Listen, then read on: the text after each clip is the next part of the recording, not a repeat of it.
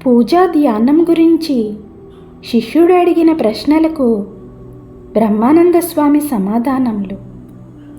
శిష్యుడు: స్వామి, కొందరి ఇష్టదేవతను సర్వాంతర్యామిగా భావిస్తారు. అది ఒక ధ్యాన పద్ధతియేనా? బ్రహ్మానంద స్వామి: అవును. నిజంగా ప్రతి ఒక్కరూ ఈ ధ్యానాన్ని అవలంబించాలి. ప్రారంభంలో కాదు, ఆధ్యాత్మిక జీవితంలో కొంత అనుభవం సముపార్జించిన పిదపనే. భగవత్ సాన్నిధ్యం, భగవద్ అస్తిత్వం, సర్వం అనేవి అవగతం కావాలి.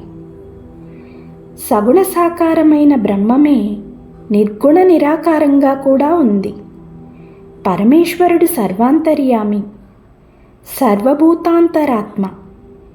నేల, నీరు, కొండలు, కనుమలు, ఆకాశం, నక్షత్రాలు అంతటా నిండి ఉన్నాడు, వ్యాపించి ఉన్నాడు. శిష్యుడు: గురు శుశ్రూష ఆత్మానుభూతికి ప్రధాన సాధనంగా శాస్త్రాలు చెబుతున్నాయి కదా, అది ఎంతవరకు నిజమంటారు స్వామి? బ్రహ్మానంద స్వామి: ప్రారంభ దశలో అది అవసరం.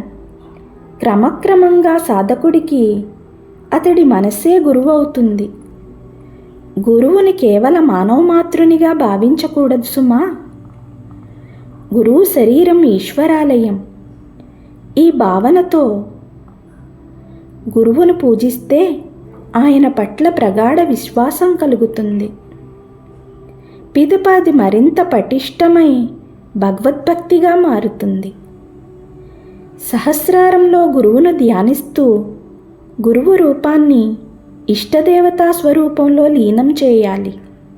శ్రీరామకృష్ణులు ఇలా వివరించేవారు: దివ్య దర్శనంలో గురువు శిష్యునికి ప్రత్యక్షమై ఇష్టదేవతను సూచించి ఈ విధంగా నిర్దేశిస్తాడు: అదుగో చూడు నీ ఇష్టదేవత అనగానే అతడు తన ఇష్టదేవతా స్వరూపంలో లీనమైపోతాడు.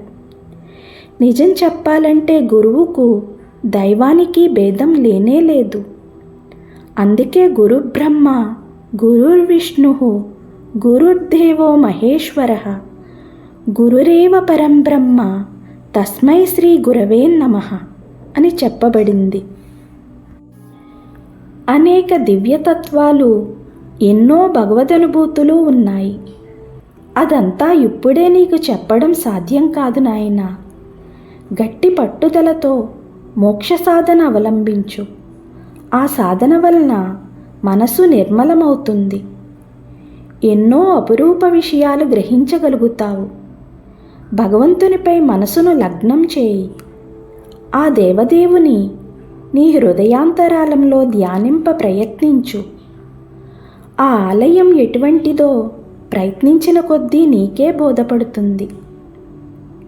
శిష్యుడు: ధ్యానంలో అభిరుచి, ఆనందానుభూతి ఏమాత్రం జనించినా సాధకులకు ఆధ్యాత్మిక మార్గాన పురోగమించాలనే ఉత్సాహం ఇనుమడిస్తుంది కదండి? బ్రహ్మానంద స్వామి: తప్పకుండా. కానీ ఒక్క మాట, పరాకాష్ఠనందుకున్న ఆధ్యాత్మిక స్థితిలో సంతోషం కానీ, విచారం కానీ, సుఖం కానీ, దుఃఖం కానీ, అస్తిత్వం కానీ, నాస్తిత్వం కానీ తోచవు. నువ్వనే సంతోషం సాధన దశలో కేవలం సహాయకారి మాత్రమే. గమ్యస్థానం చేరుకునే వరకు పడవకు వాయువు అనుకూలంగా ఉంటే చాలు. గమ్యాన్ని చేరుకున్నాక ఇక వాయువు అనుకూలంగా ఉన్నా ప్రతికూలంగా ఉన్నా ఒక్కటే. సంతోషం అనుకూల వాయువులా సాధకుని పురోగతికి తోడ్పడుతుంది. జ్ఞాతృ జ్ఞానజ్ఞేయాలు 3 బ్రహ్మ పదార్థంలో లయిస్తాయి. అంతవరకే శాస్త్రాలు మనకు చెప్పగలవు. ఆ తరువాతి విషయం వర్ణించడం ఎవరితరమూ కావడం లేదు.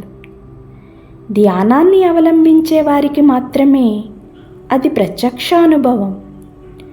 కారణం భగవంతుడు స్వసంవేద్యుడు కావడమే.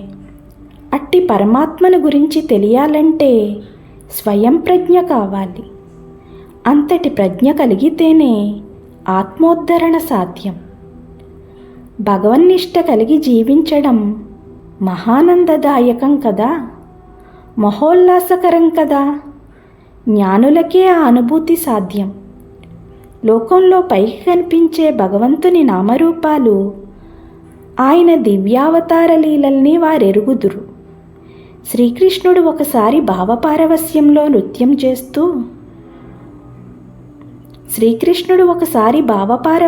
నృత్యం చేస్తూ ఉంటే ఒక గోపిక చెలికత్తెతో వేదాంతతత్వ నాట్యాభినయాన్ని చూడు అందట. శ్రీకృష్ణుడే పరబ్రహ్మం, అఖండ నిర్వికార పరమాత్మ. ఆయన మానవుడిలా చిందులు వేయటం ఏమిటి? దీన్నొక తరహా ఆధ్యాత్మిక అనుభూతిగా పేర్కోవాలి.